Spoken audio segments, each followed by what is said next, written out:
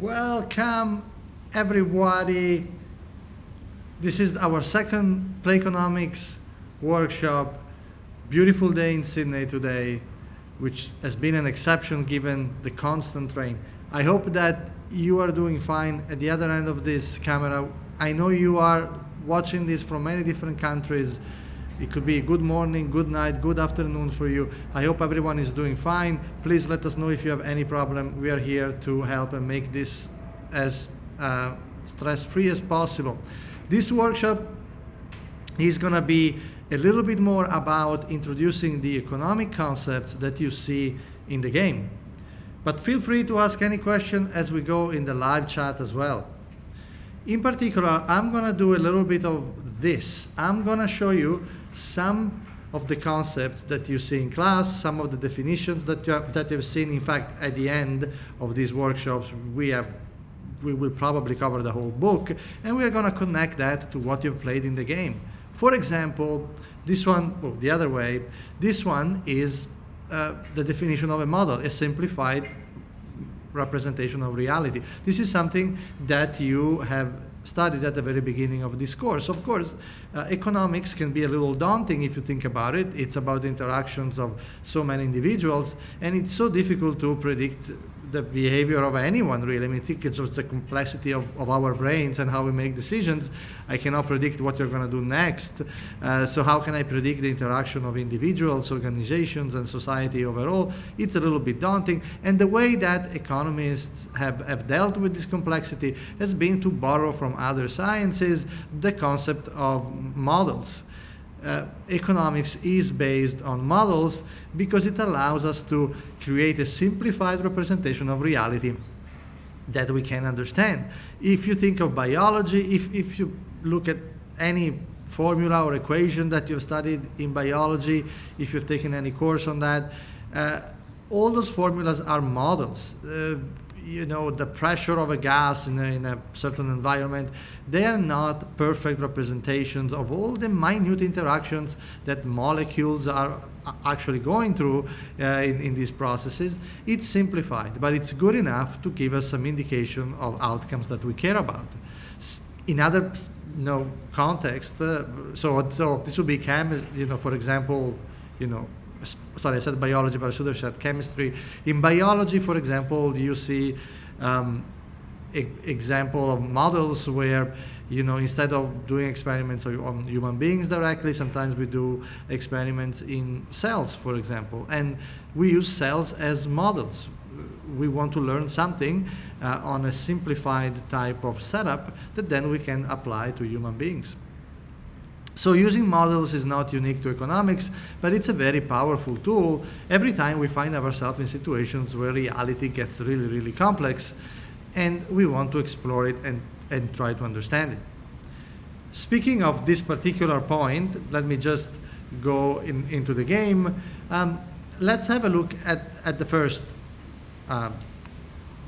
scenario here, factors of production. You see down here that we have introduced two new scenarios, labor blueberries and red berries, and another city builder public good.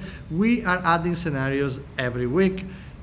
This particular workshop is going to focus more on chapter 1, 2, and 3, just to match the theory that you've studied in economics with what you play in the game. But I will also touch very briefly on city builder 2 and 3, because I want to give you some hints on that as well. Let me go into chapter 1, factors of production. I should also say that if you have any performance issue with your computer, the most likely explanation is that you are using a very high resolution or quality of the assets. I'm going to show you right now how to do. So go into settings, go back to the main menu. Actually, I can do it just right from here. I go into settings and then display. Lower the resolution, so see my resolution on my laptop is crazy. I have one of those M1 Pro laptops. You can reduce it as much as you want, and if you choose the lowest resolution, you're probably going to solve the problems that you're having. You can also set the quality to lowest, as I'm doing here, and also get rid of the ground textures if the game is not running well. Just heads up, because this is a problem that happens, because sometimes your computer will pick a very high resolution to run the game, even against our advice of our software to showcase the game, and it may be too much for your computer. I was talking about the concept of models, and this is a beautiful example of a model that you have in front of you. In fact, every video game is a great example of a model. And because video games are so usually about people and virtual worlds, in fact, a lot of video games are economic models in their own rights. This is also the reason why we built our own model here with this game. For example, the speed that my character can have, whether they can roll or not, how many directions they can move on. These are all examples of assumptions that we are making about this in this virtual world. So by setting a certain speed, I'm making an assumption about the capability and the mobility of people in this simplified model. So I'm going to just go through all of this. This is maybe the simplest way to understand what a model is, because it's immediately obvious that this is a simplified representation of reality, but all the formulas and equations that you see in economics are doing nothing but depicting something like this. It's just that when you look at the formula, it's maybe a little less easy to decipher. Now, all these people went to bed inside the shop for some reason. They probably finished their shift and wanted to take a nap. But I also want to now move on to a second concept beyond the idea of models and how they are used in this game. I want to move to a second concept, which is the concept of opportunity cost. And you can see that in action here in this very level. Opportunity cost of a given action is the value of the next best alternative to that particular action. This is a really big concept in economics, really important. When you try to understand the opportunity cost of something, which is the smart way of thinking about the cost of that activity, you should think about what you are foregoing, what you are giving up by taking that action. It's not just the absolute cost of performing that action in terms of the resources that are required, it's also what you are letting go that it's ultimately more important. In this level, you can see down in the card, if you want, you can just flip it like this by clicking on it, and you can see that I have $10. But in this particular level, there is nothing else that I can buy. The only thing that I can purchase with this $10 is this apple. This is a great example of the opportunity. So to just introduce the idea of opportunity cost. Per se, let's have a check on how much that apple cost. So this apple costs $10. Wow, it's exactly what I have in my pockets right now. You can see that character telling me that.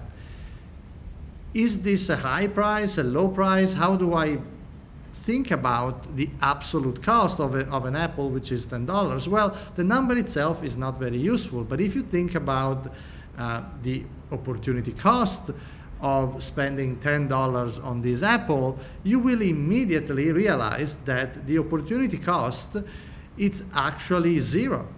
I'm not losing anything by spending $10 in purchasing this apple, because there is no other use of dollars in this level. They are worthless unless I can buy something, and this apple is the only thing that I can buy.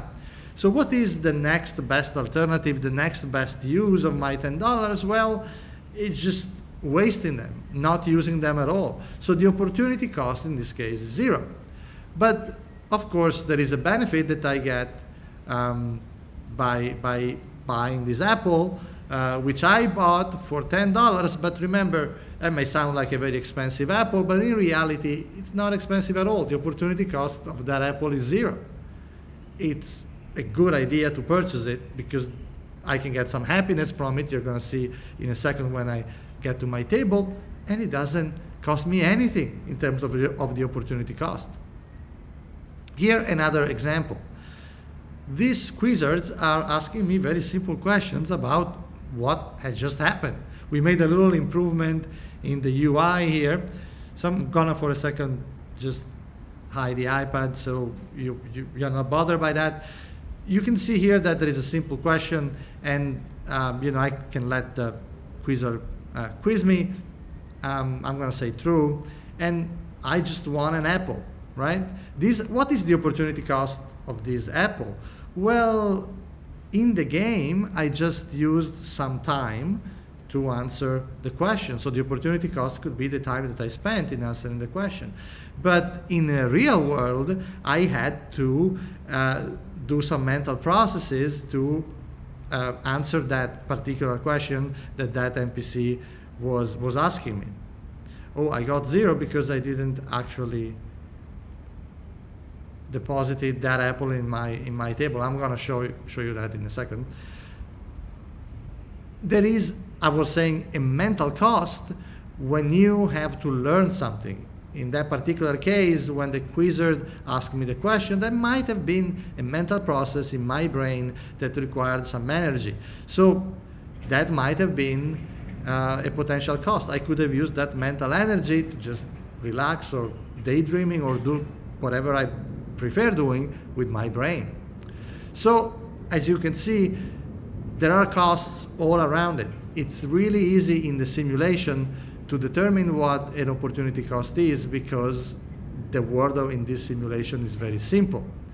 If you think about, for example, as I was saying, the mental effort in answering this question, then even though there is seemingly no cost in answering this question in the game, except maybe losing a little bit of game time, which you have plenty of, you could get to a slightly different answer, a slightly different angle, if you consider the cost of you as a player, if you included that inside the model.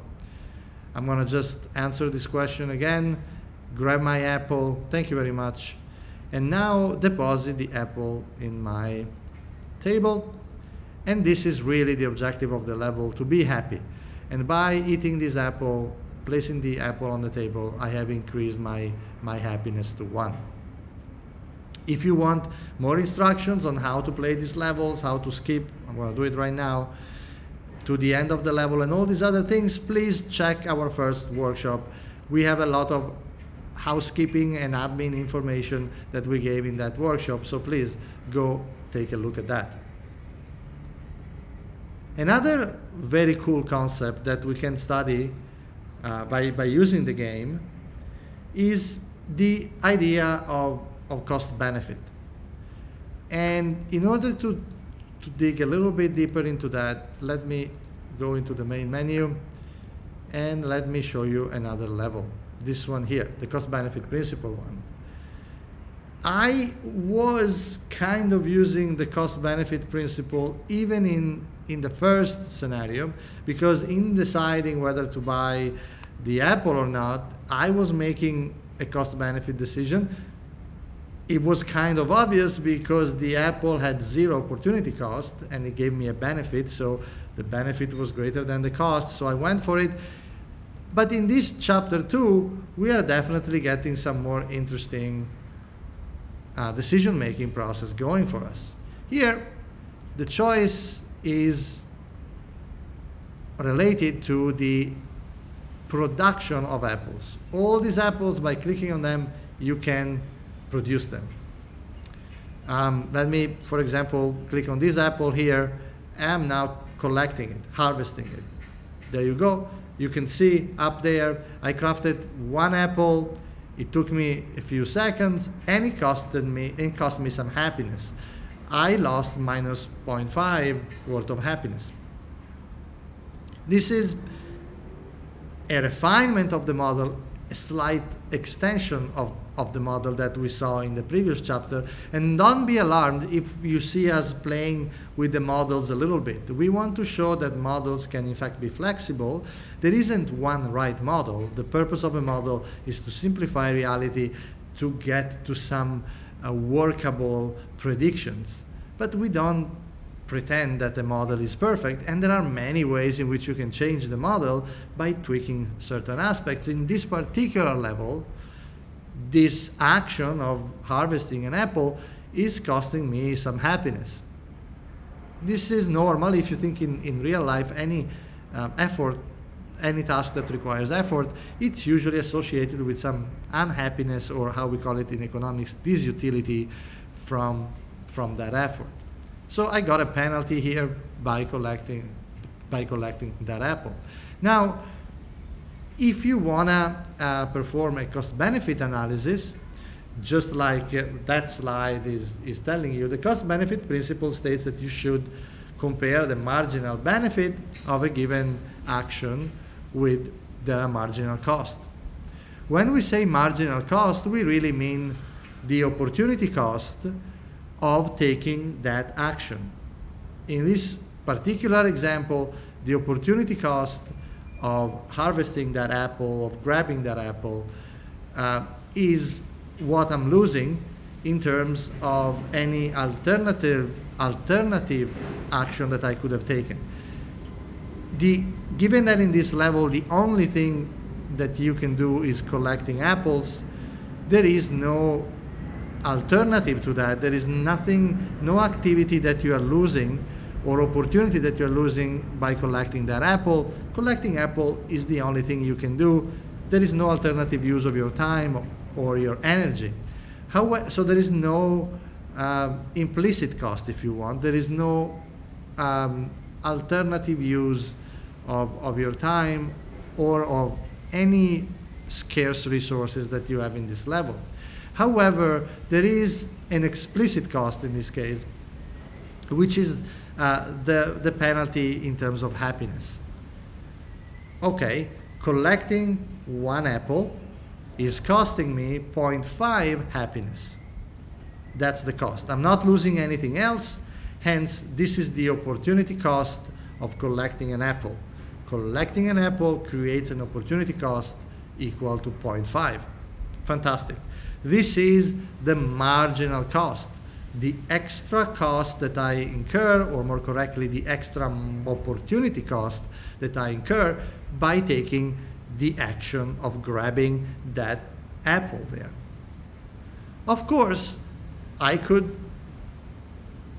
at this point, in fact, I should compare the the cost with the benefit. So let's do that right away. Let me right click on the apple to get some more information about what's happening when I produce and consume the apple.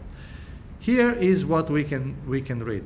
There is an effort equation that shows me that by function of the number of apples that I'm producing, I am gonna incur this cost. And because this was the first apple that I produced, I could substitute 1 in here, and the effort equation would spit out 0.5 multiplied by 1 power 2 equals 0.5. That's the penalty in terms of happiness. And here it says, it predicts what's going to be the effort cost if I produce the next apple. In order to see it from the equation, you should input in here the number 2. You would have 0.5 multiplied by 2 at the power 2, which gives you 1.5 happiness. Hence, as you can see, as you produce more apples, potentially you're getting tired, you're getting more and more tired as the day progresses, the effort cost increases, which is what we studied here, the principle of increasing opportunity cost. This idea that in life you should start by grabbing maybe the apple which is closest to you, and then only after go for the apple which is a little bit further and a little bit further, a little bit further. This could be an interpretation of what you are just seeing here, that the first apple is giving you a disutility from producing equal to 0.5, but the second apple gives you a disutility equal to 1.5. The reason why this opportunity cost is increasing, it's because potentially the apples that you are grabbing are further and further away from you, and so they require more effort. Or another interpretation that I presented just a second ago was that as you do more and more of this activity, you just get tired, more and more tired. Think about studying for 1 hour. It may be expensive in terms of your unhappiness, but of course studying the second, third, fourth, fifth hours gets more and more expensive as you do that. Now, on the flip side, what is the marginal benefit of eating an apple? And here is the formula: 0.75 multiplied by the number of apples that you have eaten. From this equation, you can see immediately that this is a linear function. By linear function, I mean this. So I'm gonna just zoom in a little bit here on the slide. What I'm saying is that if you think about the happiness, or I should use economic jargon, utility from eating apples, and these are the numbers of apples that you are eating. Very well. A linear relationship means something like this. The more apples you eat, like if you eat one apple, it gives you, for example, one happiness. If you eat two apples, it for example gives you two happiness. This is a linear relationship between happiness and the number of apples that you are eating. And this formula here, 0.75 multiplied by the quantity of apples, is in fact a linear relationship between apples and happiness. However, remember a second ago we were talking about the cost, the opportunity cost of collecting an apple, and that was not a linear function of the number of apples produced. In fact, it looked more like this. It was exponential. And you can see it's exponential because we have this number produced at the power 2. Hence, the first apple may be cheap to produce in terms of the opportunity cost, but the second apple at the margin requires a bigger penalty in terms of your happiness. These are just examples, but it's important always to look at what the model in front of you is saying and try to represent it using some graphs or some methodology that we use in the course, like diagrams and things like that. And that's exactly what I'm gonna do as part of these videos. I am gonna try to really link and flesh out all the economic aspects that you find in the course to understand how to play the game more effectively.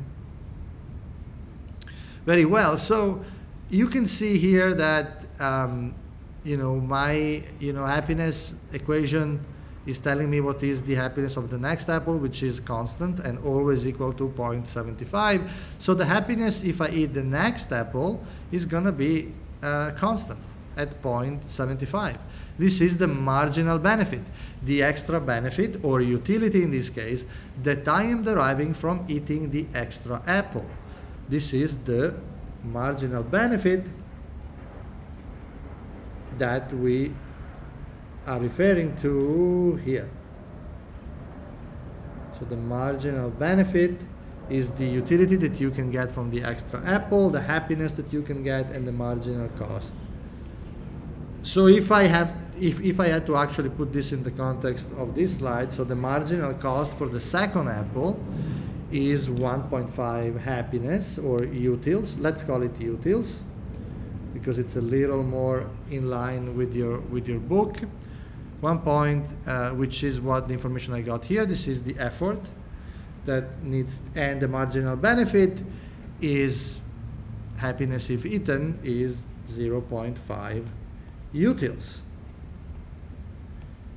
If you compare this with that, you will see that the marginal cost, 1.5 utils or happiness, is greater than the marginal benefit that you will get from that apple. So absolutely, you should not eat the second apple. It's not a good decision in terms of cost-benefit principle. And if the cost-benefit principle is in fact a good way to make decisions, let me answer this question as well as I go.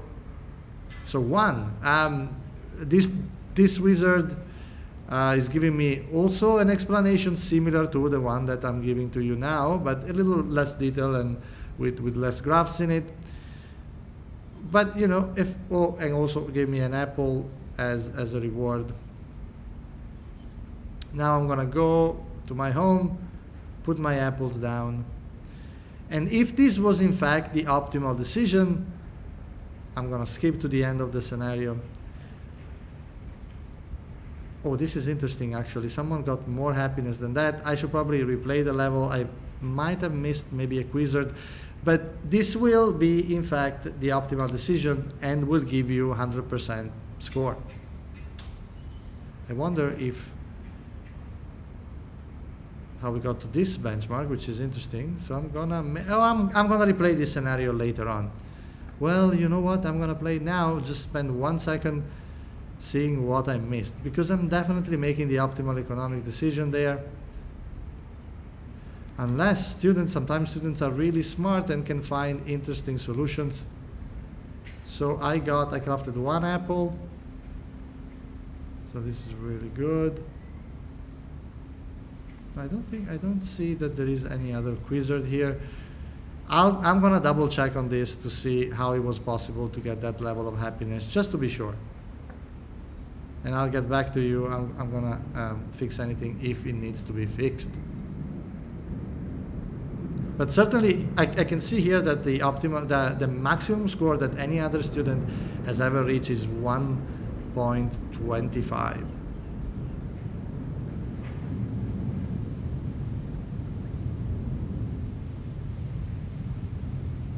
Interesting. Okay, I'll get back to you on this one.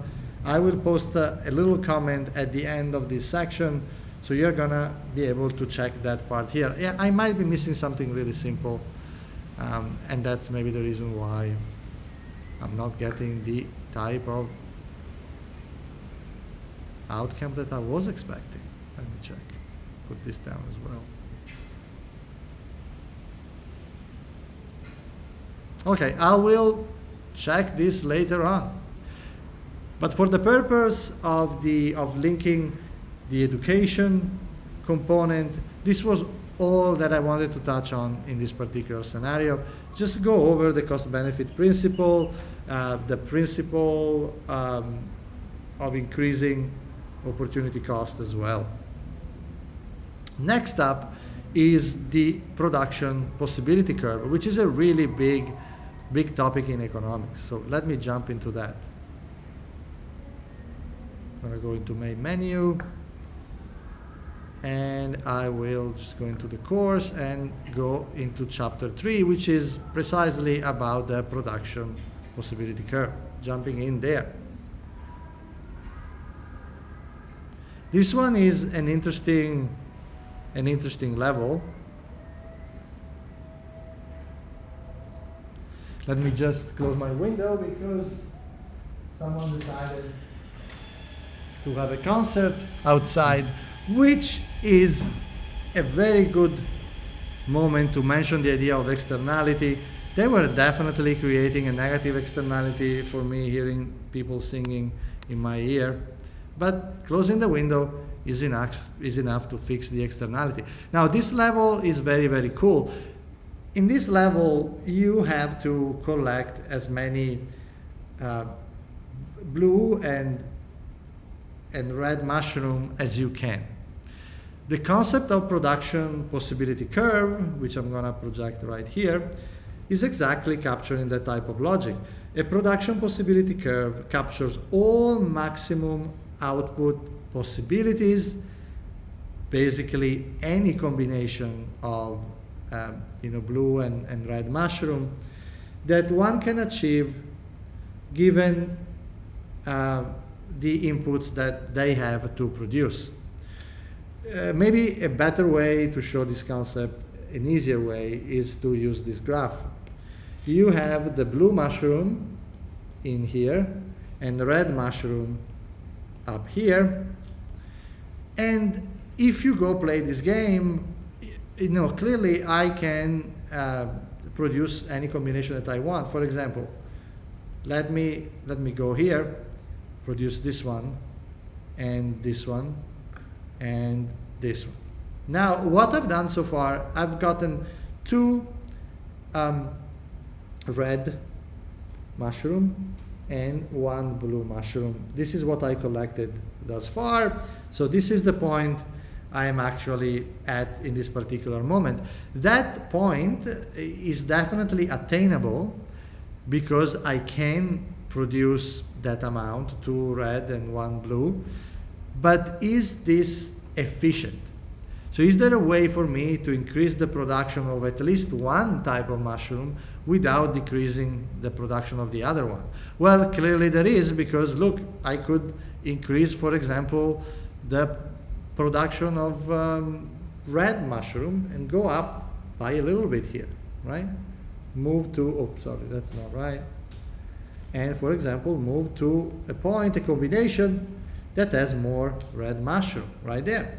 And well, wait, I can also go here and get a blue mushroom.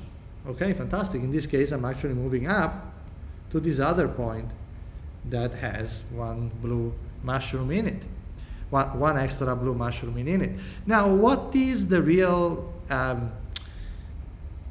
thing here that is constraining you? What's the scarce resource?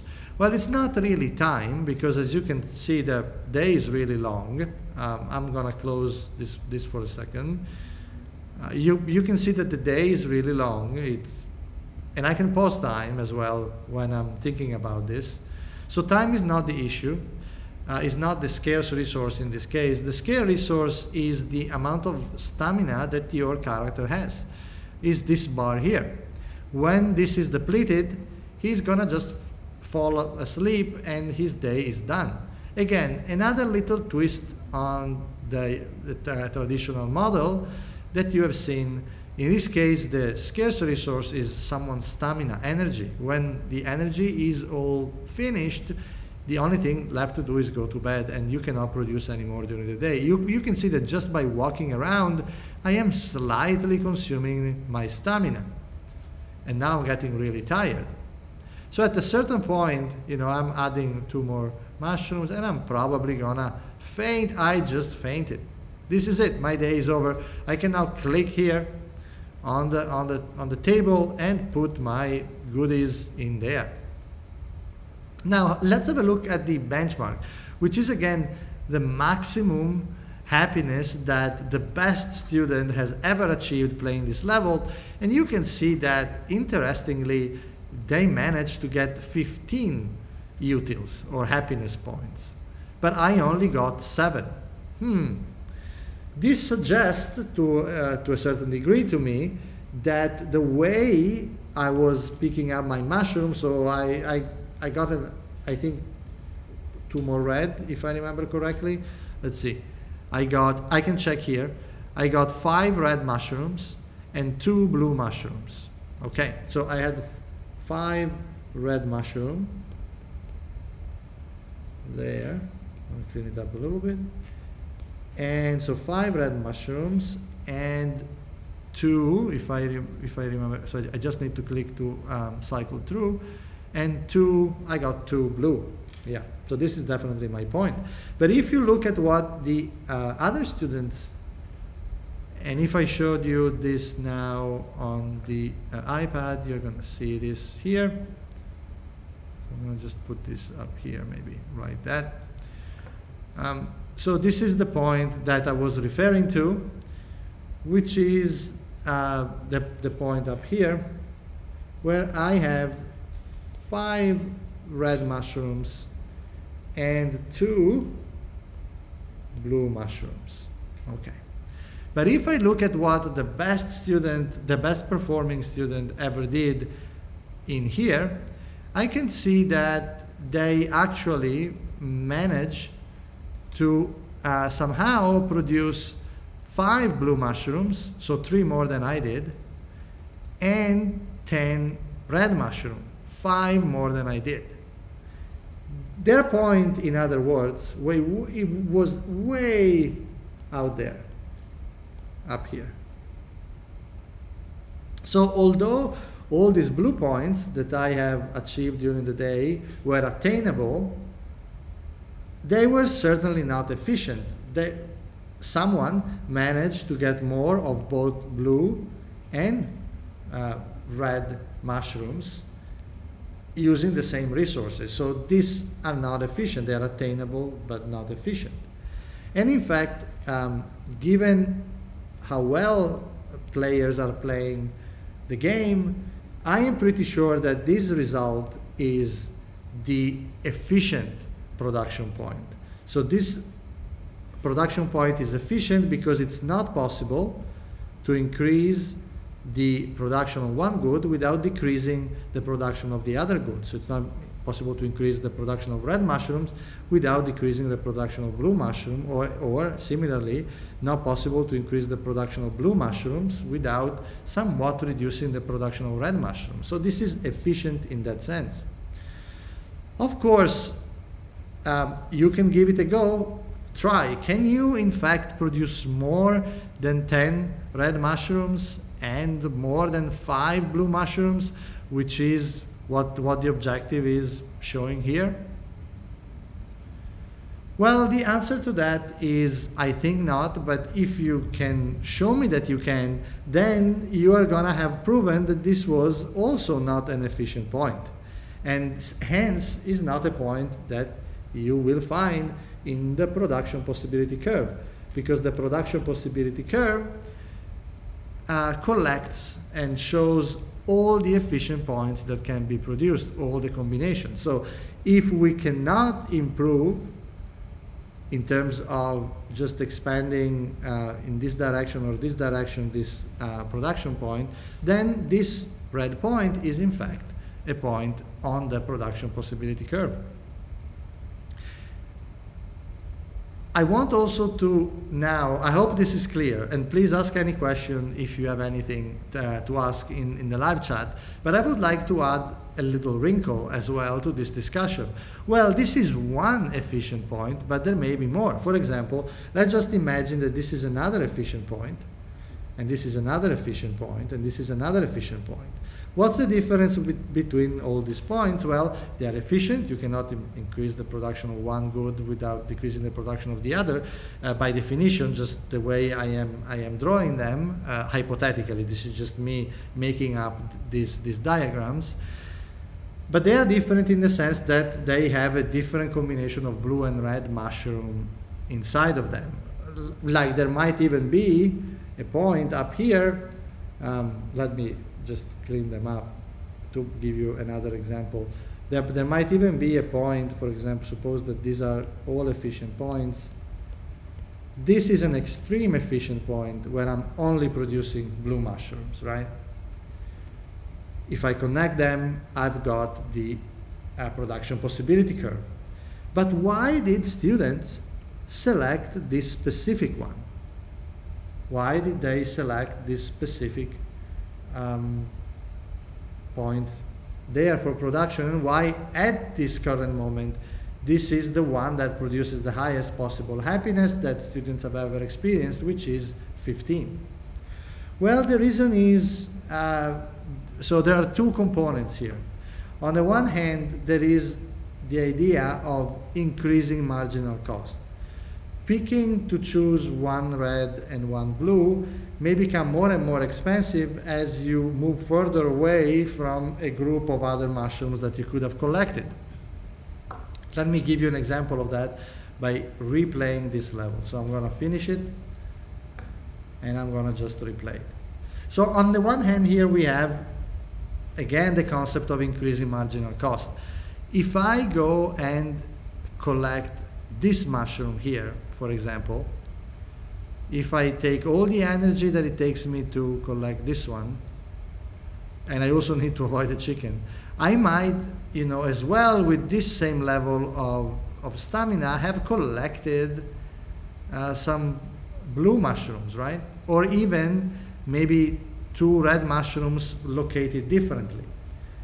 This is just to say that in this level, because every red and blue mushroom is located slightly differently, the opportunity cost of each blue and red mushroom depend on the position they have on that grid. So each one of them has a potentially different opportunity cost.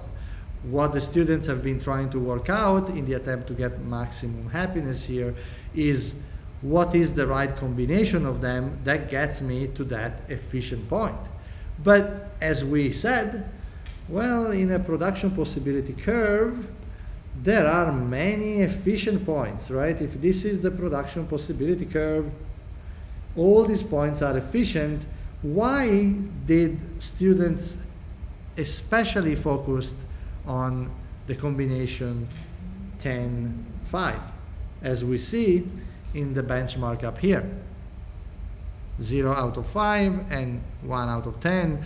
10 and 5 here is the best performing combination of blue and red mushroom that has been produced so far. So why students pick that one, and why does it look like, in fact, that is the optimal combination? Well, there is the concept of decreasing marginal utility here at play. Each additional mushroom generate happiness. Oh, actually, let me double check this, because this, what I'm showing you here is probably a violation of the decreasing marginal utility principle. So I'm right clicking on the mushroom. This is an important part of the analysis of this level as well. Let's have a look at the happiness equation. Well, it's linear. Again, each blue mushroom is giving me 1 unit of happiness. How about this one? Well, each blue mushroom is giving 1 unit of happiness, of utils. How about the red mushroom? Still 1 unit of happiness. Hence, what I'm discovering here is that the marginal utility is actually, in this particular example, is not decreasing, but it's constant. Each additional, let me do a graph here, each additional blue mushroom gives the same level of utility, 1. The concept of decreasing marginal utility instead applies to situations where the utility of the extra mushroom becoming the extra utility that you achieve from the extra mushroom becomes smaller and smaller. But this is not the case in this level. Everything is linear. Hence, you don't really have to worry too much about what combination you need to choose, because blue and red mushrooms, they're all worth the same. They're all worth 1 happiness. Hence, you kind of want to find an efficient point that maximizes the total number of mushrooms that you want to collect. And this is how you, oops, that chicken is really killing me and I'm dead. So this is the way we would like you to think about this level and think about the intricacies of the decision making here. It's definitely about that production possibility curve, and it's definitely about understanding whether utility is constant, decreasing with each mushroom. Also understand the value of each mushroom. Even when we do production possibility curve in this exercise, we ask you to do a cost-benefit analysis. The cost-benefit analysis in this sense is once you discover the PPC, the set of efficient points that can be produced, the next question is, which point is giving me the highest happiness? And for that, you need to investigate the happiness function, as I did by right-clicking. Very well, and this is all there is to cover for Chapter 1, Chapter 2, and Chapter 3. These are all the concepts as they come together in the video game. I am turning for a second to the questions. I was really deep into the theoretical explanation, but Moinish is asking me, how many apples are we able to collect in total? Also, is that how we gain marks, by collecting apples?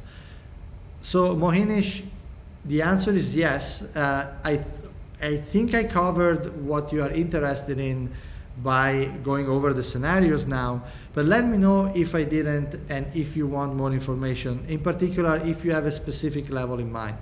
The objective of the level may differ. For example, we say in the description here, in the cost-benefit one, that the objective is to maximize happiness.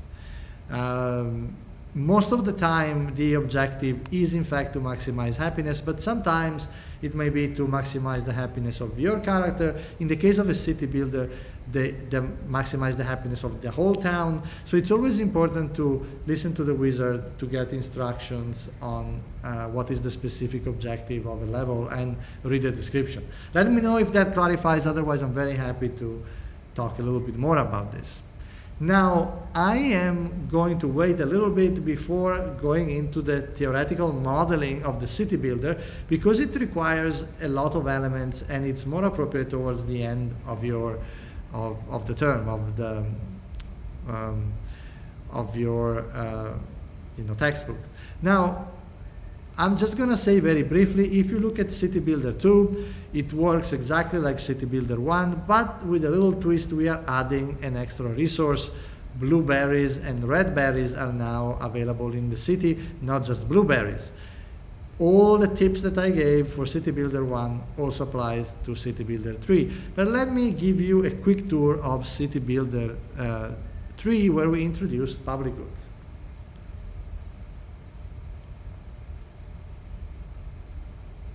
Very well, so this is the level. There are some differences. You can talk with the wizard and get all the information you need, so easy there. We have a new character here, which is our architect. This architect is gonna build things for you as you need them. You don't need to really control it. You can if you click on it, but you don't have to. They are gonna do just the service of building things that you want to build. Otherwise, this level looks very similar, doesn't it? We have things like, blueberries being produced. So I'm going to put down a blueberry location, and I'm going to put down a worker location. And my economy is going to just take off very nicely. In a second, I can click on the GDP button here to see all the markets converging, the demand and supply being more and more aligned after we just change the prices. If you need more information about this, just check our previous workshop. The novelty here is that you're going to be able now to build some public goods. So public goods, like for example, this one. So let me just click on this one. Okay, so there seems to be a problem here. You will be able, in any case, to build these public goods by clicking on this icon. Okay, so it worked now. So by clicking on this icon here, you can now open the shop, and you can see you've got 3 public goods. So I have one public good, which is a bench, one public good, which is a fountain, and one public good that is like a smaller bench. You can see how much wood is gonna require for this small bench. And it's gonna be required every cycle because maintaining this bench is expensive. So once you put down, let me put down a small bench. So my architect is gonna go and try to build it. This bench can be used by anyone. So in a sense, I don't want to talk a lot about public goods, but it's clearly a good that is non-excludable, but it is rivalrous because if someone sits on that bench, someone else may not be able to. All details that you're going to see when you encounter the public good chapter. But the important thing here is that the way you can in fact build that public good is to now putting down also a wood location that is going to produce some wood for you. And you can see that immediately I am ordering each cycle 1 wood because it's exactly what I need to build and maintain that bench. And in fact, if I open this menu, you're going to see here that it's going to tell me that I need 1 wood maintenance for maintenance every day, to keep my my bench workable, so that workers after a long day of work can sit and get some rest on. Also keep in mind that in order to be effective at purchasing the wood that you need first of all for this wood producer to actually produce some wood, and at the moment the price is too low, and so this producer is not really willing to produce, but our algorithm will slowly increase the price Let me speed up time a little bit just to show you what I mean by that. So it's gonna quickly, I didn't meet the benchmark. That was bad. So let me start again. Let me pause time this time. This is a really good feature that I forgot to use. Put down blueberry. I'm gonna put down maybe 2 workers just to make my economy a little larger. I'm gonna put down also a beautiful wood location. Okay, this sounds good. I'm gonna tell the wood guy, I'm gonna click on their budget, and just a little tip. I'm gonna say, hey, don't consume too much of your money, reinvest in the company as much as you can. I want to be sure that they're doing that.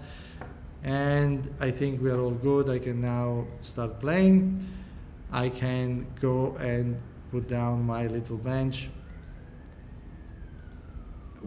So I was saying that once I put down the bench, I'm gonna automatically start demanding wood from the markets.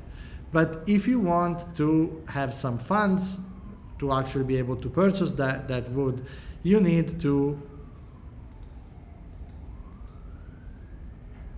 you also need to keep an eye on your treasury up here. So the $5 that you can see up here, it's how much money I have in the treasury. Very well. How do you get enough money every cycle? Well, you're gonna need to impose a tax. I'm gonna just put a tax of $1 on blueberries, which is a final good, and I'm gonna see what happens in the market. I have an expected income very soon that will be shown here, showing you what I'm expected to get as tax revenue and what I need to maintain, including at current prices, what is the cost that I will incur when I try to purchase 1 unit of wood. I just wanted to give you this super quick introduction to this particular level, just to introduce the concept to you, but I will definitely go through this level like I did for chapter 1, 2, and 3 very carefully with all the economic modeling and economic educational discussion to go with it. But I just wanted to give you a quick intro to familiarize a little bit with how this level works if you want to give it a try. But you don't need to play this right away. The public good section of your book is coming towards the end, so no problem. You can wait a little bit longer before playing this. Very well. This is all I wanted to cover today. Thank you so much for coming. I will now take care of a few questions that are just coming in, and I will then just say goodbye and see you next week on Friday at noon.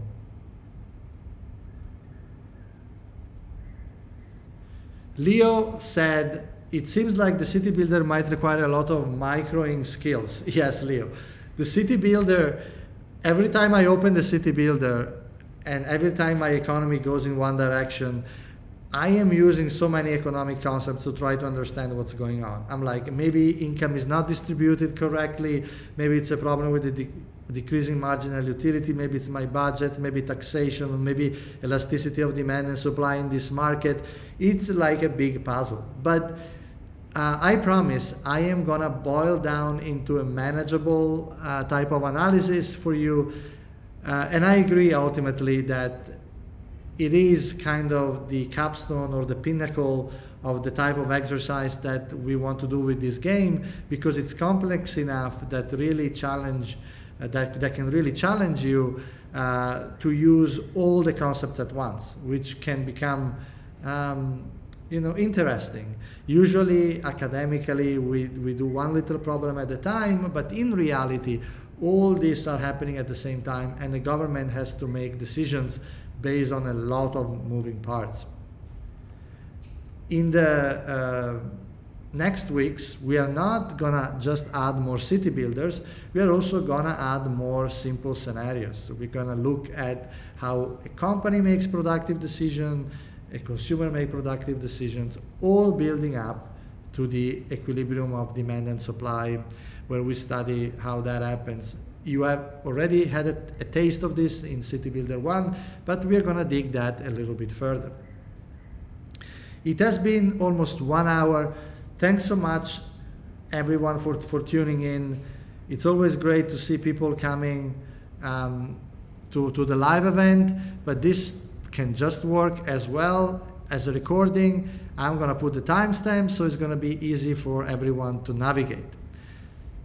Thank you so much again. It was great hosting this. It's always a lot of fun for me, and I'm gonna see you next week. Take care and see you later.